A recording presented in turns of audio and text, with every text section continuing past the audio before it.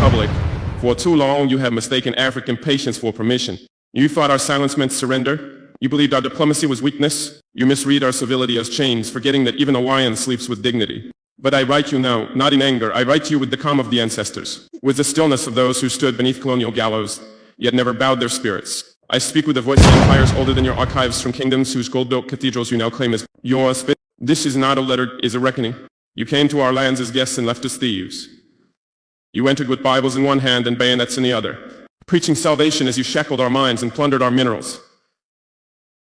You renamed our rivers, desecrated our shrines, uploaded our museums, and then dared to teach us civilization.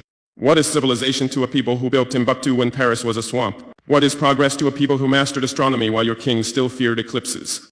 France, this is not about the past alone. This is about your present appetite. This is about how you still drink from African wells and pretend your thirst is righteous. You speak of partnerships, yet your embassies dictate our elections. You preach free markets, yet your companies monopolize our resources. You scream about democracy, yet your soldiers guard dictators who serve your interest. And in Burkina Faso, in the heart of West Africa, we say enough. You still owe us gold artifacts, blood, and truth. You've built museums from our stolen memory, economies from our stolen labor, and pride from our stolen identity. You created narratives that depict Africa as broken, yet it is your fingerprints that stain every fracture. You owe our mothers the sons buried under your foreign wars. You owe our soil the purity you poisoned for uranium and profit. You owe our future the dignity you tried to erase with every lie published in your newspapers, every puppet installed in our palaces. And we are no longer asking politely. The storm is not coming, the storm is already here. It gathers in the minds of our youth who no longer dream in French. It whispers in the chants of our people who all reject your currency and your control. It echoes in the silence of African leaders who finally refuse to be pawns. You have until now benefited from our division. You fed on our tribal tensions, sowed discord, and presented yourself as the only solution to the chaos you engineered. But Africa has read the manual now. We've studied your tactics. We've named your games, and we've chosen not to play. We are building a new order, one not defined by your parliaments or polished in your press. A sovereign, unbought, uncolonized order rooted in truth, dignity, and justice. This is your warning. Return what you stole. Not only the artifacts that sit behind glass, but the resources, the honor, and the independence you stripped with treaties signed at gunpoint. Return them or face a generation that no longer fears your flags or your threats. You see, this is not just Burkina Faso speaking. This is the voice of Africa, unfiltered. The voice of Mali rising, the voice of Niger awakened, the voice of a continent that has been quiet too long. You may mock our courage on your screens, you may twist our message in your editorials, but the ground beneath you is shifting, your grip is slipping, your time is ending. We do not seek vengeance, we seek restoration. But make no mistake, restoration is not a request. It is a demand backed by resolve, and we are prepared to stand, to resist, and if need be, to rebuild from ashes. This is only the beginning.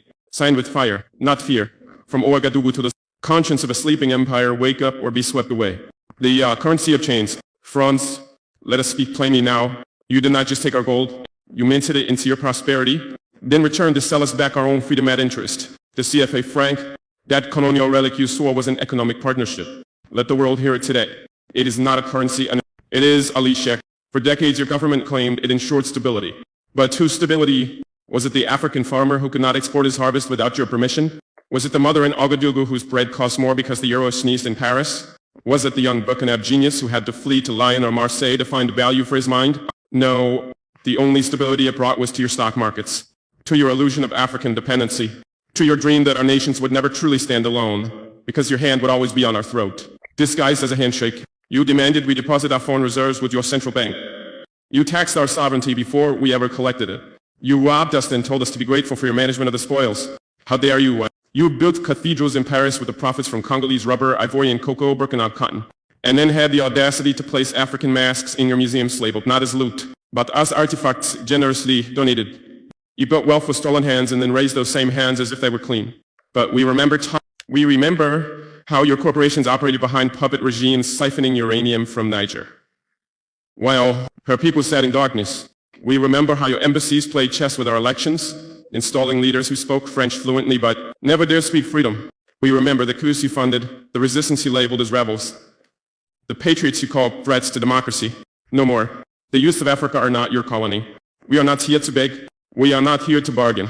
We are here to reclaim. And hear me clearly, this is not a request. And this is a final notice.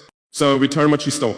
Not just the artifacts, not just the gold, not just the money sitting in your vaults. Return the respect, the agency, the right to chart our destiny without your shadow. We will no longer ask. We will act. The CFA franc will fall. Because a continent cannot rise with foreign chains around its economy. We will build our own institutions. We will trade in our own currencies. We will educate our children in our own languages. We will define ourselves not through the lens of a Paris newsroom, but through the eyes of African wisdom and truth. You can call it defiance. We call it deliverance. And do not mistake our unity for noise. What you hear rising across West Africa is not mere outrage, it is order being restored. What you hear from Mali, from Niger, from Burkina Faso is the sound of empires being broken. Without bullets, just by the truth. We did not come to threaten you with war, but understand this, if you continue to threaten our freedom with debt, dependency, and deceit, then you will indeed face a storm not of our weapons, but of our will. A storm of minds awakened. A storm of youth mobilized. A storm of nations aligned no longer on your terms, but on our own. Africa will not remain in the waiting room of history. Our hour has struck, and in this new dawn, the old currency of control is worthless. The lion has risen, and he does not negotiate with those who once held the whip. The lie of civilization. France, you once called it a civilizing mission. You arrived with the Bible in one hand and a rifle in the other. You taught us your prayers, but banned our drums. You showed us cathedrals, then destroyed our temples. You spoke of light, but moved like shadows. And when you were done baptizing the soil in our blood, you dared to say we were better off. Better off. You erased languages that carried centuries of wisdom. You outlawed names that spoke of identity and spirit. You tore families from roots, turned kings into prisoners, turned queens into housemaids. You humiliated sages, buried griots, and then wrote your own version of history, where the conqueror is always civilized and the victim always silent. But hear this now. We were never uncivilized, we were uncolonized. And there's a difference. Before you built your palaces, we built kingdoms. Before your flags flew over our lands, our ancestors flew with the stars. Timbuktu was teaching the world when your kings were still hunting in forests. We birthed mathematics while you battled superstition. We honored nature while you divided the heavens into pieces of paper and called it ownership. So no, Franze, you did not bring us civilization. You brought us interruption. To see, your greatest success was not just in stealing land. It was in stealing the mirror. You made us see ourselves through your gaze, ashamed of our skin, our tongues, our gods, our rhythm. You didn't just rob gold, you robbed memory. You didn't just take cotton, you took confidence. You didn't just loot minerals, you looted meaning. But now the mirror has shattered. And what stands before you is not the Africa of yesterday. Not the Africa that apologizes for wanting dignity. Not the Africa that boasts when it builds. Not the Africa that waits for handouts dressed as help. We are not ashamed of what we were before you came. We are not confused about what you did. And we are not afraid to say it now. You lied.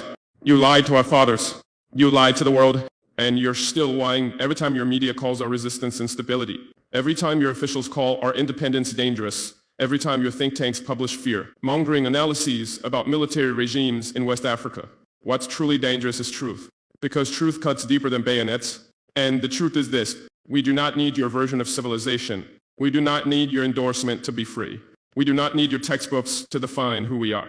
We will raise our children on the shoulders of our ancestors, not in the shadows of colonizers. Alright, honestly, you see this someone called Captain Ibrahim Taore. From today,